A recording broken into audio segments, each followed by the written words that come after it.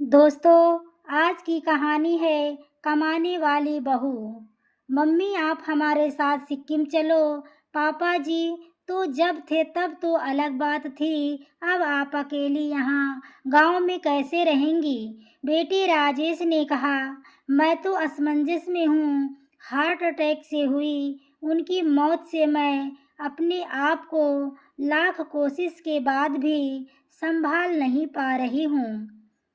वारे दिन वह रात मुझे याद आ रही थी। सभी मेहमान चले गए। बेटा राजेश और बहू रंजना दोनों ही डॉक्टर हैं।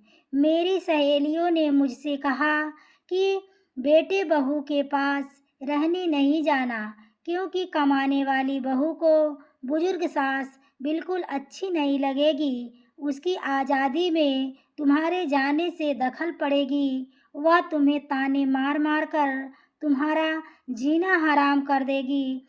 पैसे वैसे भी भाई साहब ने जीते जी पूरी संपत्ति बेटी के नाम कर दी थी। ऐसे में तो पूरी संभावना है कि बेटा बहू यहाँ का मकान बेचकर माले माल हो जाएंगे और तुम्हें एक एक पैसे के लिए तरसा देंगे। लेकिन बेटे बहू के साथ जाना मेरी मजबूरी थी। 60 वर्ष की उम्र में अपने घुटनों के दर्द के कारण मैं अपनी दुकान चलाने में असमर्थ थी। 12 दिन के कार्यक्रम का पूरा खर्चा बेटे ने ही किया, लेकिन छोटे मोटे खर्चे के लिए बेटे के आगे हाथ फैलाना मुझे ठीक नहीं लगा। और जो थोड़े बहुत पैसे हमने जमा कर रखे थे खर्च हो गए। अब हालात यह थी कि मेरे पास 10 रुपये भी नहीं थे। असमंजस में मैं राजेश से कही कोई जवाब नहीं दे पाई। इतने में रंजना ने कहा, मम्मी जी बताइए कौन कौन सी साड़ियाँ रखना है। मैं आपको आपका सूटकेस पैक कर देती हूँ। रंजना की ऐसा कहने पर कुछ बोल नहीं पाई और चुप इन लोगों के साथ सिक्किम गई। राजेश और रंजना दोनों ही मेरा पूरा पूरा ख्याल रखते थे। सभी साथ में खाना खाते। राजेश रंजना मेरी पसंद के हिसाब से खाना बना देते। दोनों ही यही कोशिश रहती कि मुझे उनकी याद ना सताए, मैं खुश रहूं। 8 साल का पोता लकी वो दादी माँ करके मेरी आगे पीछे घूमता रहता। मैं कोई भी चीज़ के लिए बोलती तो वह चीज़ मुझे बराबर ला कर दे देता। यह सब देखकर मेरे मन को बहुत शांति मिल रही थी। मैं सोचने लगी कि लोग बेवजह ही आजकल के बच्चों को बदनाम करते हैं। मॉल में घूमते घूमते राजेश और रंजना एक दुकान से कुछ खरीदारी करने लगे। मैं और लकी थोड़ा आगे निकल गए। आइसक्रीम वाला दिखा। लकी ने कहा, दादी माँ मुझे आइसक्रीम ले लीजिए, मुझे आइसक्रीम खाना है।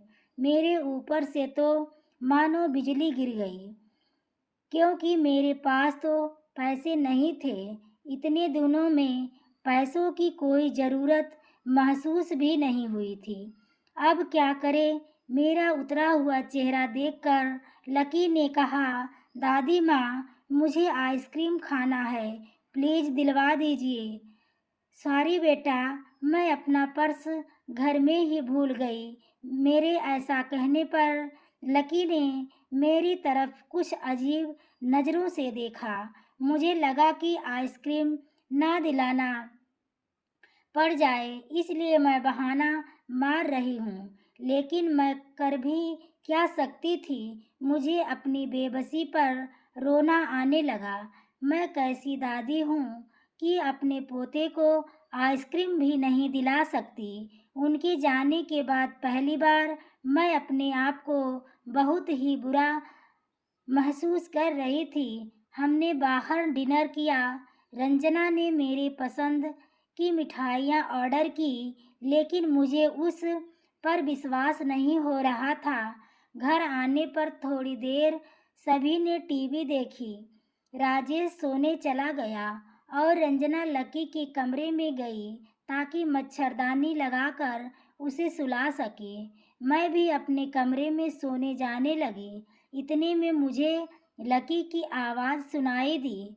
मम्मी, दादी माँ बहुत ही कंजूस हैं। तू ऐसा कैसे बोल रहा है? हाँ मम्मी, आज मॉल में घूमते वक्त मैं दादी माँ को आइसक्रीम दिलाने को कहा तो उन्होंने कहा कि वह अपना पर्स घर में ही भूल गई हैं। कितना अच्छा है ना? मम्मी, बाहर जाओ तो अपना पर्स ही साथ में ना ले जाओ तो कुछ खर्चा ही नहीं होगा। कंजूस दादी माँ, यह क्या है लकी? दादी माँ के लिए ऐसा बोलते वक्त तुम्हें जरा सा भी विचार नहीं आया? क्या तुम उनके दुख को समझ नहीं सकते हो? दोस्तों, कहानी बहुत अच्छी है। इसको छोड़ के मत जाइएगा बीच में, प्लीज़ इसको सुन के जाइएगा। वह फिलहाल कितने दुख में है? लकी ने कहा। दादी माँ को क्या दुख है बेटा? अभी तक दादी माँ और दादा गांव में एक साथ रहते थे। अब अचानक दादाजी हम सबको छोड़कर चले गए। और आपको बता दें कि आपने अपने माता पिता को कभी मत भूलना। जिस व्यक्ति के साथ हम 24 घंटे रहते हैं और साथ में उठते बैठते हैं, साथ में खाना खाते हैं, अपना दुख सुख शेयर करते हैं, वही व्यक्ति अचानक हमसे बहुत दूर चला जाता है तो कितना दुख होता है। यह अभी तुम नहीं समझ सकते। सोचो, अचानक तुम्हारे मम्मी पापा तुमसे बहुत दूर चले जाएं, इतनी दूर कि कभी वापस ना आए, तो क्या तुम्हें दुख नहीं होगा? नहीं मम्मी, मैं आप लोगों के बिना नहीं रह सकता। बेटा, फिर सोचो दादी दादाजी के बिना कैसे रह रही होंगी। ऐसी स्थिति में यदि वह अपना पर्स घर में भूल गई तो तुमने उन्हें कंजूस तक कह दिया। तुम्हें तुम्हारे प्रति उनका प्यार नहीं दिखा।